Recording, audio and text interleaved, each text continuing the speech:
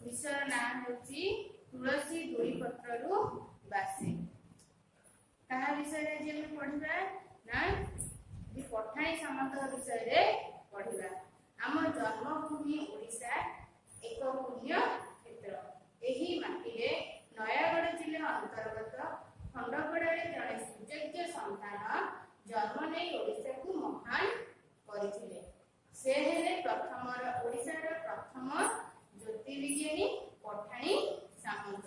तांकर पूरा नाम थिला सामंत चंद्रशेखर सिंह महापात्र। पठाणी सामंत का पूरा नाम कोन थिला?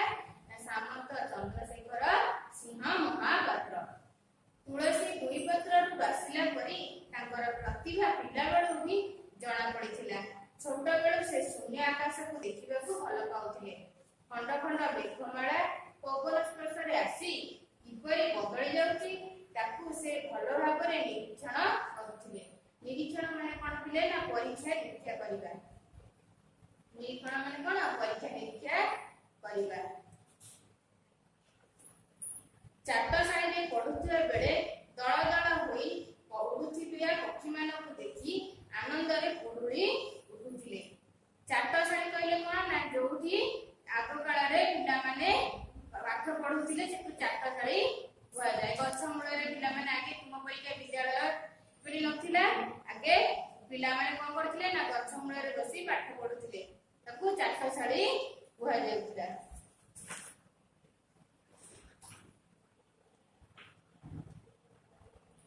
चाटशाळी रे पढुथिला बेले दळ दळ होई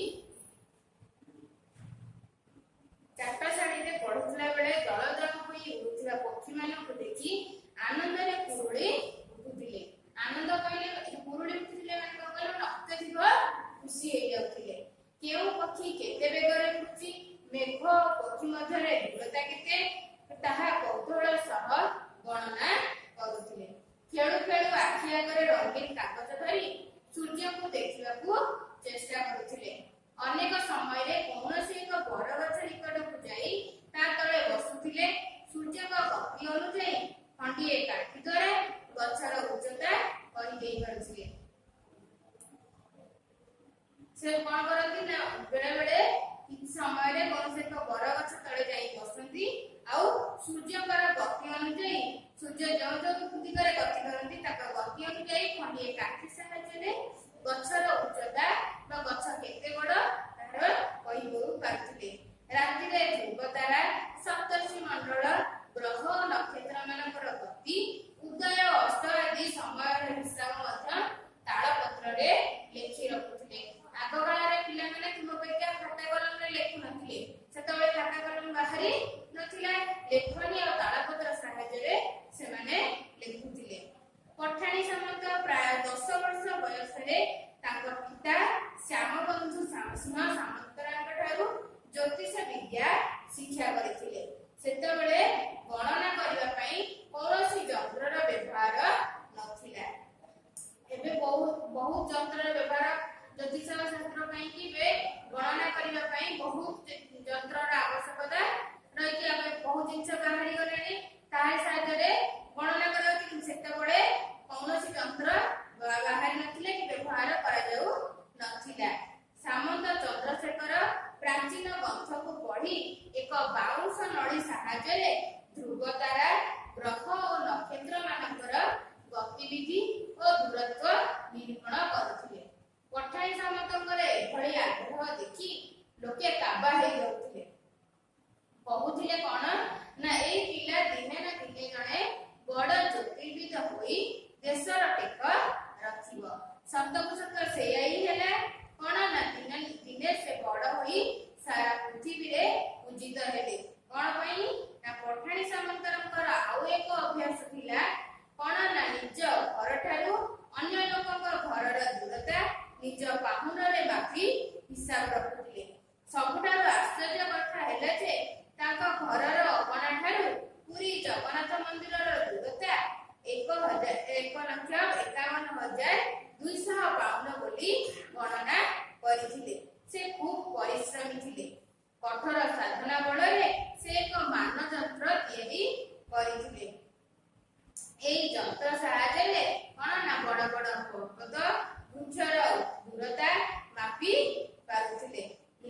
ଅସାଧାରଣ ବୁଦ୍ଧି ବଳରେ ଖଣ୍ଡିଏ ବାଉଁଶ ନଳୀ ସାହାଯ୍ୟରେ ସେ ସୌରମଣ୍ଡଳକୁ ମଧ୍ୟ ମାପି ପାରୁଥିଲେ। କାଠ ଓ ବାଉଁଶ ନଳୀ ସାହାଯ୍ୟରେ ସେ ଯେଉଁ ସବୁ ଯନ୍ତ୍ର ଉଦ୍ଭାବନ କରିଥିଲେ ସେଗୁଡ଼ିକ ନାଁ କଣ ସବୁ କହିଲେ? ନା ଶଙ୍ଖୁ, ଖଗୋଲ, ଉଲମ୍ବୀ ଚକ୍ର ଆଦି ତିଆରି କରିଥିଲେ। ଏଥି ନିମନ୍ତେ ତାଙ୍କୁ ମହାମହୋପାଧ୍ୟାୟ ଉପାଧି ଦିଆଯାଇଥିଲା। ତାଙ୍କ ଦ୍ୱାରା ନିର୍ମିତ ସୂର୍ଯ୍ୟ ଘଡ଼ି ଆଜି ବି ରେଭେନ୍ସା କଲେଜ ହତାରେ ଶୋଭା ପାଉଛି। ପଠାଣି ସାମନ୍ତ ଗୋଟେ ସୂର୍ଯ୍ୟ ଘଡ଼ି ତିଆରି କରିଥିଲେ। ସେ ଘଡ଼ି ଏବେ ବି କେଉଁଠାରେ ଅଛି? ନା ରେଭେନ୍ସା ବିଶ୍ୱବିଦ୍ୟାଳୟ ରେଭେନ୍ସା କଲେଜରେ ତାହା ରହିଛି। ତାଙ୍କ ଗଣନା ସୂତ୍ର ଅନୁସାରେ ଏବେ ମଧ୍ୟ ସୂର୍ଯ୍ୟପରାଗ ଓ ଚନ୍ଦ୍ରଗ୍ରହଣର ସମୟ ଠିକ ଭାବେ ନିରୂପଣ କରାଯାଇ ପାରୁଛି। ପଠାଣି ସାମନ୍ତ ତାଙ୍କ ପ୍ରଗାଢ଼ ପାଣ୍ଡିତ୍ୟ ବଳରେ ଯେଉଁ ସାମାଜିକ ତଥ୍ୟ, ଗଣିତ ବିଦ୍ୟା ଓ ଆକାଶ ତତ୍ତ୍ୱର ଆବିଷ୍କାର ଓ ଉଦ୍ଭାବନ କରିଯାଇଛନ୍ତି ତାକୁ ଆମେ ଭୁଲି ପାରିବା ନାହିଁ। ପୃଥିବୀରେ ଜ୍ୟୋତିର୍ବିଜ୍ଞାନ ଯେତେ ଦିନ ଯାଏ ଥିବ ସେତେ ଦିନ ପର୍ଯ୍ୟନ୍ତ ସାମନ୍ତ ଚନ୍ଦ୍ରଶେଖର ଅମର ହୋଇ ରହିଥିବେ।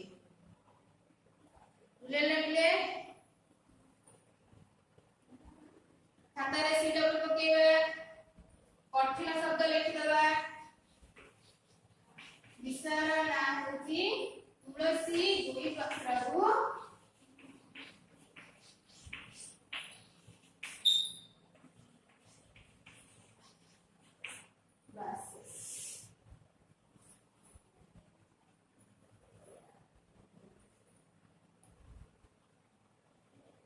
महान माने कौन थे? ना श्रेष्ठ। महान माने श्रेष्ठ। प्रसिद्ध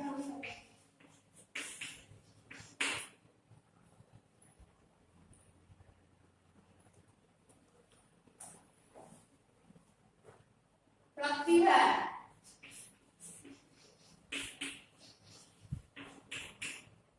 बुद्धिमान,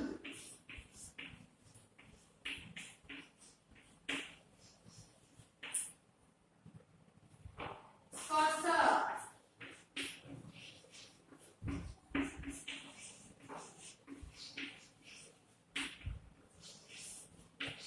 छुइबा,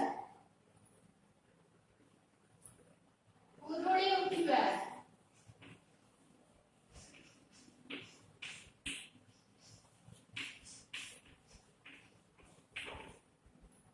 खुशी हेबा,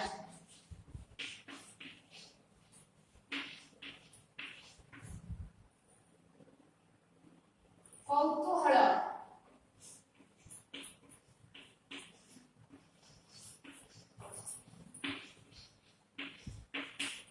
कौतूहल माने आग्रह,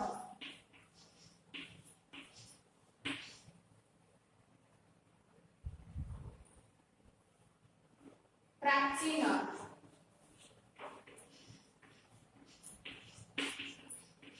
माने पुरुଣା।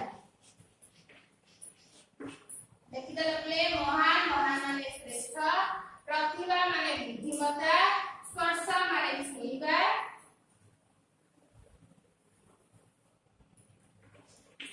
स्पर्श माने छुइबा, पुरुणी उठिबा माने खुशी हेबा, कौतूहल माने आग्रह, प्राचीन माने पुरुଣା। देखिदले लिखेली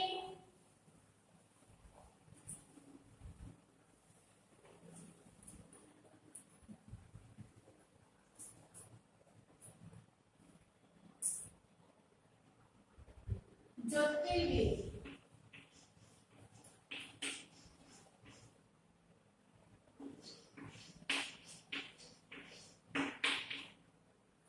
ज्योतिष विद्या जानिथिबा व्यक्ति को ज्योतिर्विद हुआ जाए।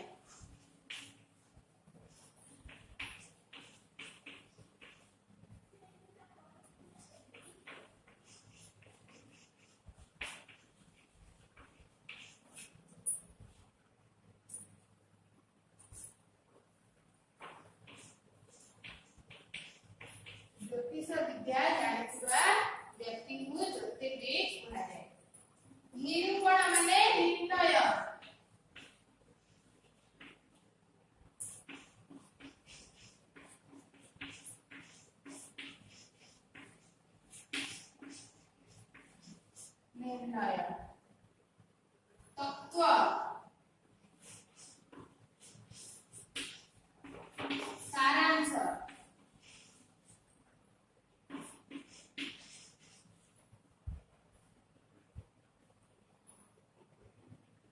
पांडित्य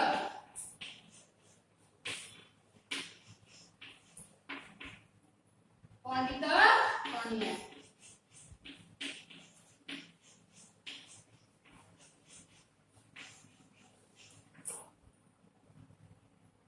आविष्कार खोजी बाहर करिबा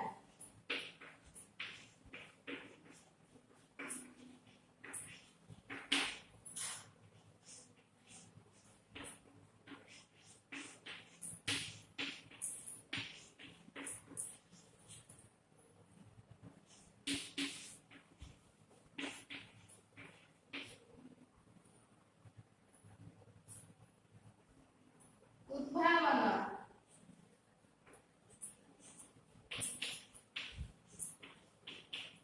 बुद्धि खटाई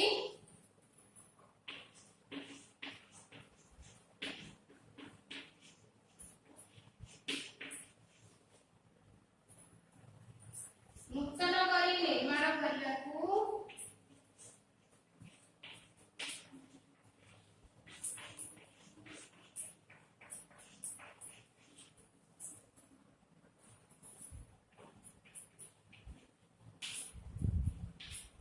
आविष्कार उद्भावन माने कोन ना आविष्कार माने खोजी बाहर करबा उद्भावन माने निजर बुद्धि कटाई नूतन नुआ करी गोटे जिनिस निर्माण करबा को तैयारी करबा को उद्भावन हुआ जाए देखिले बोले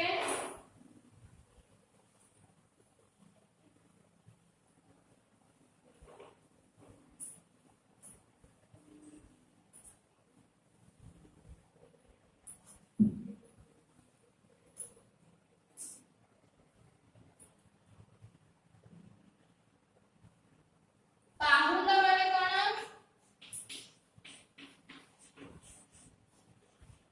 पादर गोइठी ठारू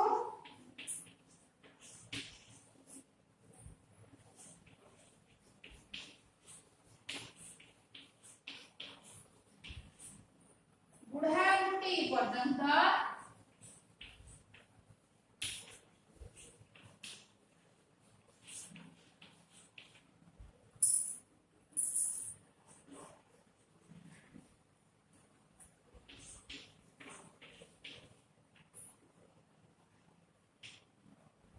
बुढ़ाबुढ़ी पर्यंत लंबर परिणाम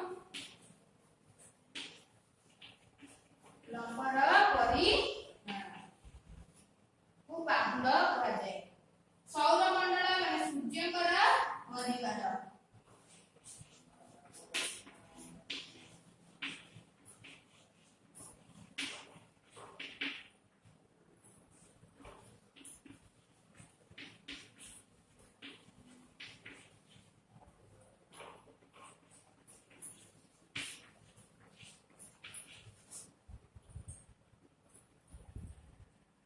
अमर जे मरे नाही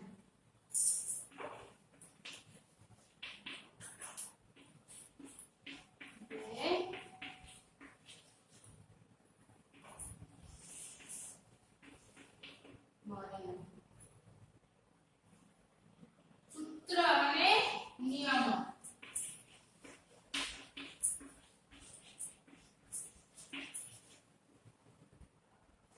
अनुसरण माने पछे पछे दिबा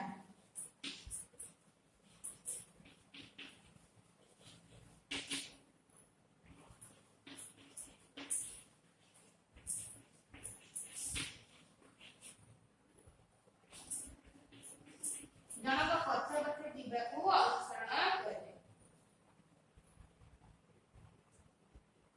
लेकिन रखले देखिए हमर अभ्यास कार्य रे कोन अछि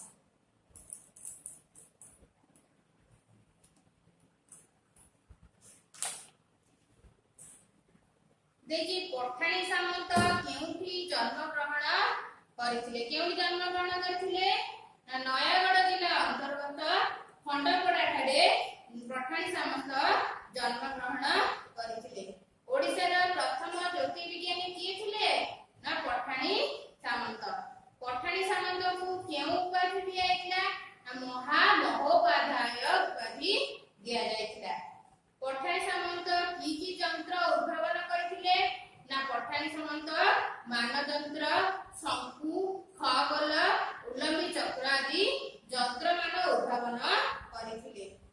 ତାଳପତ୍ରରେ ସେ କଣ ସବୁ ଲେଖି ରଖୁଥିଲେ ନା ତାଳପତ୍ରରେ ରାତ୍ରିରେ ଧ୍ରୁବତାରା, ସପ୍ତର୍ଷି ମଣ୍ଡଳ, ଗ୍ରହ ନକ୍ଷତ୍ର ମାନଙ୍କର ଗତି, ଉଦୟ ଓ ଅସ୍ତ ଆଦି ସମୟର ହିସାବ ତାଳପତ୍ରରେ ଲେଖି ରଖୁଥିଲେ। 2 ନମ୍ବର ଦେଇଛି କାହା ସହ ସମ୍ପର୍କ ଅଛି, କାହାର କାହା ସହ ସମ୍ପର୍କ ଅଛି, ଆସ ଗାର ଟାଣି ଚିହ୍ନାଇ ଦେବା।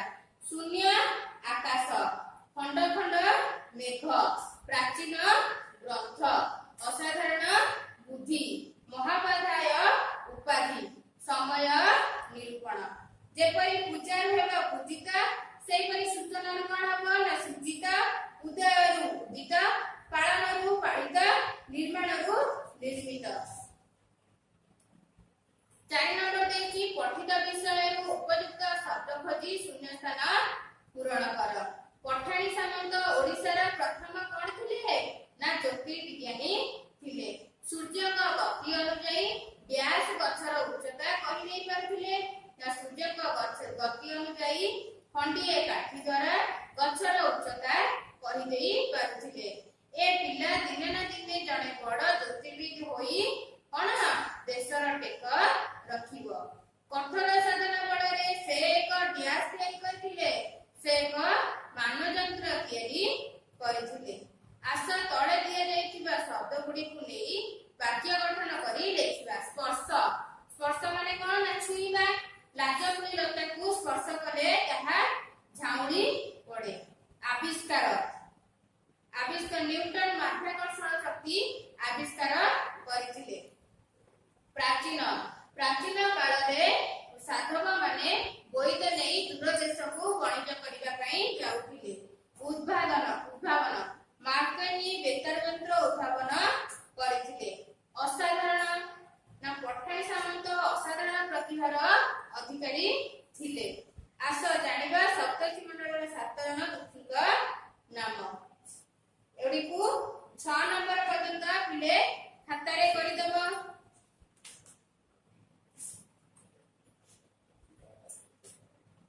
7 ନମ୍ବର ଦେଖ, ପଠାଣି ସାମନ୍ତ ପୁରା ନାମ କଣ ଥିଲା ନା ପୁରା ନାମ ଥିଲା ଚନ୍ଦ୍ରଶେଖର ସିଂହ ମହାପାତ୍ର।